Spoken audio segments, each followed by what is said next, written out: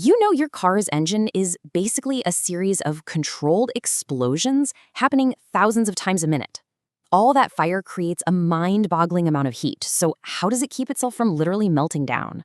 Well, today we're going to pull back the curtain on the unsung hero of your vehicle, the cooling system.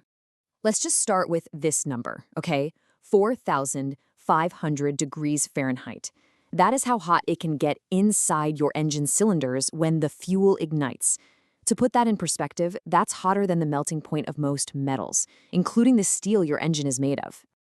So that is the big question, right? How on earth does this incredibly complex machine, built out of metal, survive a constant internal firestorm without just turning into a puddle of slag on the highway? The short answer is it wouldn't. Not for long anyway. Seriously, without a way to get that insane heat under control, the metal parts would warp, the seals would cook, and your engine would grind to a catastrophic halt. It's a constant race against self-destruction that your car has to win every single second it's running. So here's the job. The entire cooling system has one mission: keep the engine in this very specific sweet spot. You don't want it too cold, that's inefficient, and you definitely don't want it too hot. This narrow little window is where your engine is happiest and runs its best. So, how does it pull off this incredible temperature balancing act? Well, it takes a whole team of components working in perfect harmony. Think of them as the engine's personal on-duty firefighters. Let's meet the crew. Here they are, the whole gang. The radiator, the water pump, the thermostat, the coolant itself, all the hoses connecting everything, and the cooling fan. Every single one of these parts has a critical job to do.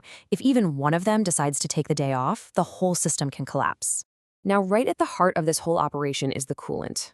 And listen, this stuff is not just green water. It's a specially engineered fluid, usually a 50-50 mix of water and antifreeze.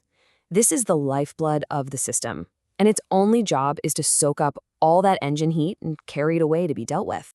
And this little chart right here shows you exactly why you can't just use water from your tap. Under pressure, coolant boils at a much higher temperature and freezes at a much, much lower one.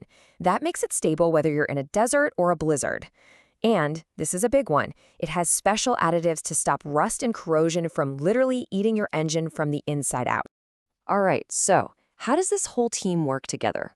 Let's follow a single drop of coolant on its endless journey through the system.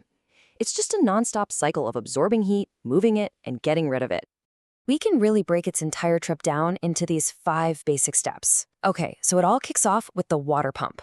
This thing is the heart of the system, constantly pushing the coolant along. It shoves the cool liquid into these little channels and passages built into the engine block. As it flows through, its main job is just to absorb all of that crazy destructive heat. But it can't get rid of the heat just yet. First, it runs into a gatekeeper, the thermostat. You can think of it as a bouncer whose job is to regulate the temperature. When the engine's cold, it stays shut, trapping the coolant inside. Now this is actually pretty clever because it helps your engine warm up really quickly, which is much more efficient. But once that coolant hits about 195 degrees Fahrenheit, a little wax pellet inside the thermostat melts and opens a valve. And that's the signal. The gate is now open. The super hot coolant is released and finally makes its way to the radiator. This is where the system can cool the liquid down, getting it ready to repeat the whole journey all over again. Yeah, this is where the real magic happens. The coolant has done its job. It's soaked up all that dangerous heat. Now it gets to the radiator, which has one single crucial purpose: get rid of it, and fast. So the radiator is basically a giant heat exchanger. Hot coolant snakes through all these tiny little tubes, and those tubes are covered in thousands of paper-thin metal fins. This creates a massive amount of surface area. As you drive, air rushes through the fins, literally pulling the heat out of the coolant and into the air. And if you're just sitting in traffic, that's when the cooling fan kicks on to do the exact same thing, pulling air through when the car isn't moving. Now here is an unsung hero of the whole system that is so easy to overlook: the radiator cap. It's not just a lid, it's actually a precision valve that keeps the entire system pressurized, usually to around 15 psi. And why does that matter? Well, basic physics: when you pressurize a liquid, you raise its boiling point. This one little cap is what stops your coolant from boiling over on a scorching hot day.